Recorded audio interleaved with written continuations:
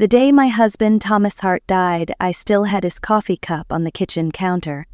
It was half full, cold and forgotten, just like the future he promised me. We had been married for 23 years, long enough to build a life, long enough to believe in safety, long enough to think I was part of a family. My name is Eleanor Hart.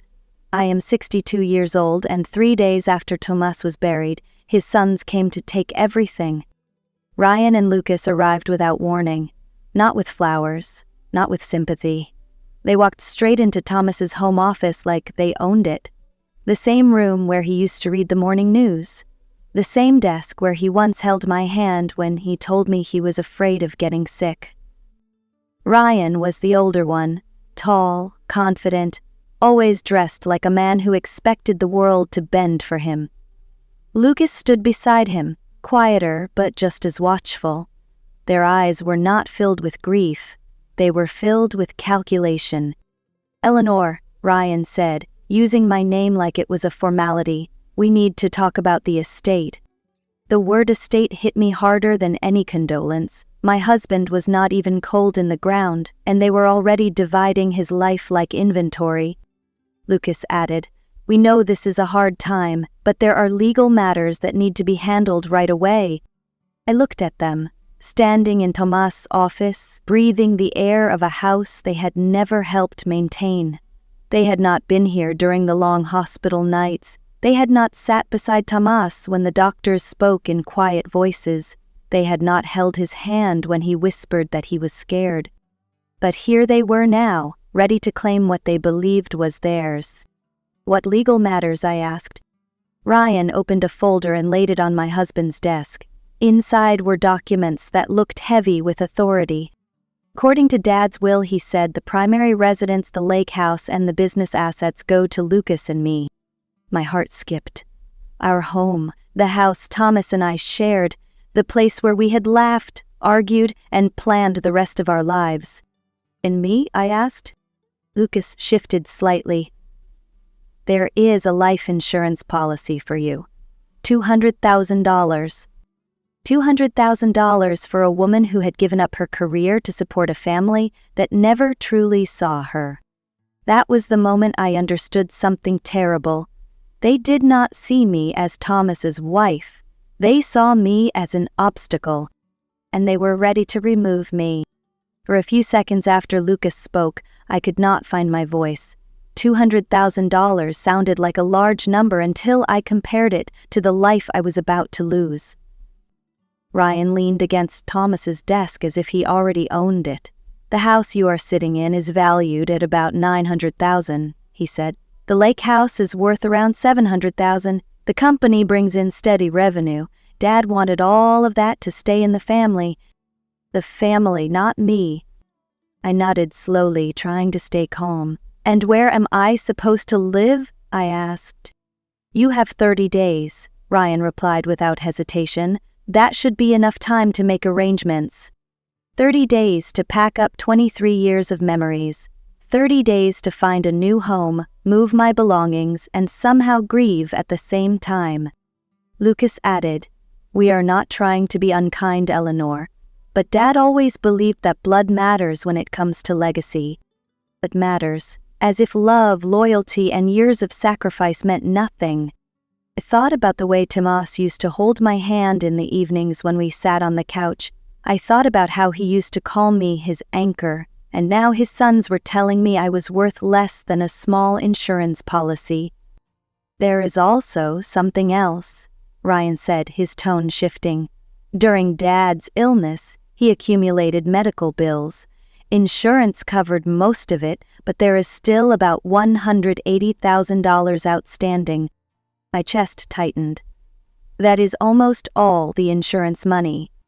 "Those bills are your responsibility," Lucas said softly. "You were his wife. You made decisions together. Legally, the hospital will come after you." "So let me get this straight," I said. "You take the houses, you take the company, you take the future Thomas and I built, and I take the debt?" Ryan did not deny it. "That is how the will is written." I looked around the office one last time. The shelves, the window, the picture of Thomas and me on our wedding day. They were not just taking property, they were erasing me. And the worst part was not even the money. It was the way they stood there, calm and polite, while they destroyed my life as if it were nothing more than paperwork. That afternoon I sat across from Mark Delaney, the lawyer Thomas had trusted for years. His office was quiet, filled with framed certificates and shelves of thick law books that smelled faintly of dust and ink. "Eleanor," he said gently, "you do not have to accept this. The will they showed you can be challenged." I looked at him, exhausted. "On what grounds?" "There are serious irregularities," Mark replied. "Thomas made changes shortly before he died. We can argue that he was under pressure or not fully informed. We can slow everything down and force Ryan and Lucas to negotiate." Slow everything down. The words felt heavy. "How long would that take?" I asked. "Months at least, possibly years." "And what do I live on during that time?" Mark hesitated. "You would still receive the insurance money, but the medical bills could wipe most of that out before the case is resolved. So I would be broke, stressed, and fighting two men who have no problem crushing me." Mark leaned forward. "Eleanor, they are counting on you being too tired and too scared to fight back. That is how people like Ryan and Lucas win." I stared at my hands. They looked older than they used to, thinner, worn. "Thomas always promised me I would be safe," I said quietly, "that I would never have to worry about money." Mark nodded. "That is why this makes no sense. This will does not sound like Thomas." "What if I do not fight?" I asked. Mark blinked. "You mean you would just sign everything over?" "What if I let them have what they think they want? How fast could it be done?" "Eleanor, you would be giving up your rights. There would be no going back." "How fast?" "A week, maybe 2. I closed my eyes. Fighting would drain what little strength I had left, but giving up felt like stepping into a dark room without knowing what was inside.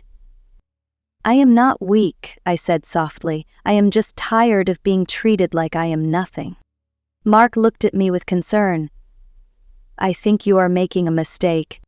"Maybe," I replied, "but it is a mistake I am choosing." That night, I sat alone in the living room, surrounded by the quiet that Tomas used to fill.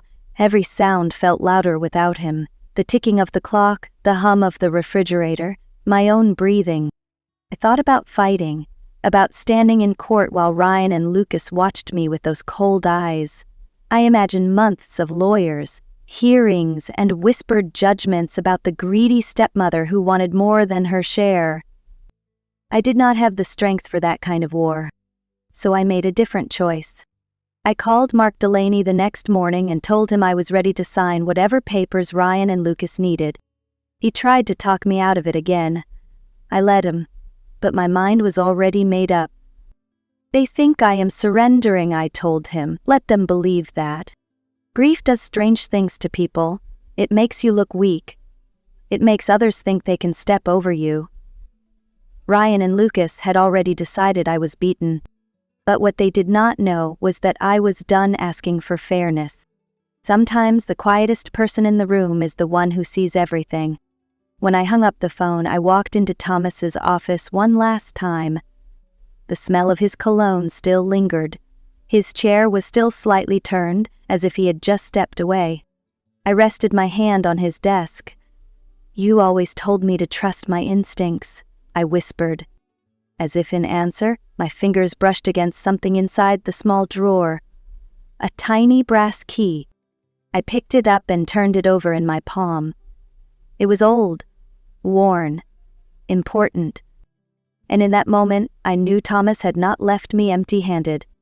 He had left me a door. The key did not belong to any lock in the house. I tried every cabinet, every drawer, every storage room. It fit nowhere. Yet Thomas had hidden it in the one place he kept only the things that mattered. That made it different. I slipped it into my pocket and went about my day, pretending I was just another grieving widow packing up her life. Ryan and Lucas called twice to ask if I had spoken to Mark. Their voices were polite but rushed. They wanted this done quickly. That alone made me uneasy. Thomas had never rushed anything that involved money. He had always said slow decisions were safer decisions, but his sons were acting like men afraid of running out of time. That night I sat in the kitchen, turning the key between my fingers. It felt heavier than it should have been. "What did you leave me, Thomas?" I whispered. The next morning I found the answer by accident. I was sorting through his wallet, the one the hospital had returned to me in a sealed bag. Behind his driver's license was a small card I had never seen before. First National Bank was printed on it, in simple black letters. On the back, in Thomas's handwriting, was one number. 379. I stared at it for a long time. Then I looked at the key in my hand. A safety deposit box. My heart began to pound. Thomas had never mentioned a box, never mentioned anything hidden. And yet here it was. Something he had not trusted anyone else with. Not even his sons. I grabbed my purse and my coat and drove to the bank before doubt could stop me. I did not tell Ryan. I did not tell Lucas. For the first time since Thomas died, something inside me felt awake. If there was a truth buried in that box, I was about to find it. The bank was quiet in the early morning, the kind of quiet that makes you feel like every sound matters. A woman at the front desk looked up when I gave her Thomas's name and the number 379. Her expression softened. "Mr. Hart was here often," she said. "Please follow me." She led me down a narrow hallway and into a vault that smelled faintly of metal and cold air. Rows of steel boxes lined the walls like silent witnesses. "Only you and your husband were listed on this box," she added as she unlocked it. "He opened it about 6 months ago." 6 months ago. Right when Thomas started getting sick. The box was heavier than I expected. She placed it in a small private room and left me alone. My hands were shaking when I lifted the lid. Inside were folders, letters, bank statements, photographs, everything neatly arranged, like Thomas had prepared it for me. I picked up a bank statement first. It was for an account called Hart Holdings. The balance made my breath catch. $4.7 million. There was a handwritten note on it, in Thomas's familiar script. "Eleanor, this is our real savings. I moved it so the boys could not touch it." Tears blurred my vision. We were not broke. We were not helpless. Thomas had been protecting me. I opened another folder and felt my stomach drop. It contained emails between Ryan and someone I did not know. The messages were cold and calculating. "Dad is getting worse," Ryan had written. "We need to move the assets before she figures anything out." The reply was worse. "Once he signs, everything will be under the new companies. The wife will not understand what happened until it is too late." They had been planning this while Thomas was dying. The next folder held photographs. Ryan walking into a casino. Lucas meeting with men in dark suits. Financial records showing massive debts and failed investments. And then I saw it. Another will. This one dated just weeks before Thomas died. This one left everything to me. My hands pressed against the table to keep from falling. They were using the wrong will. The one they showed me was not the last one Thomas signed. He had outsmarted them. And he had left me the proof. At the bottom of the box was a letter in Thomas's handwriting. It was sealed in an envelope with my name on it. "Eleanor, open this after you have read everything else." My hands trembled as I unfolded the paper. "My dearest Eleanor," it began. "If you are reading this, then I am gone, and the boys have shown you who they really are." He wrote about how Ryan and Lucas suddenly became attentive when his health declined, how they asked strange questions about bank accounts and property titles, how their concern did not feel like love but like fear of losing control. "So I hired an investigator," he wrote. "I needed to know the truth." The truth was worse than I imagined. Ryan was using the business as collateral for gambling debts. Lucas was moving money from clients into secret accounts. They were not just greedy, they were dangerous. Thomas explained how he moved the money into Hart Holdings, how he changed his will, and how he placed everything in that box for me to find. "The houses," he wrote, "are not gifts. I mortgaged them heavily. If the boys take them, they take the debt too. I had to sit down. Thomas had turned their greed into a trap. The final lines of his letter made my chest ache.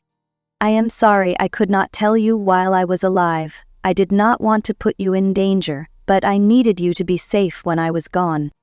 I have given you the choice, Eleanor. Do what you think is right.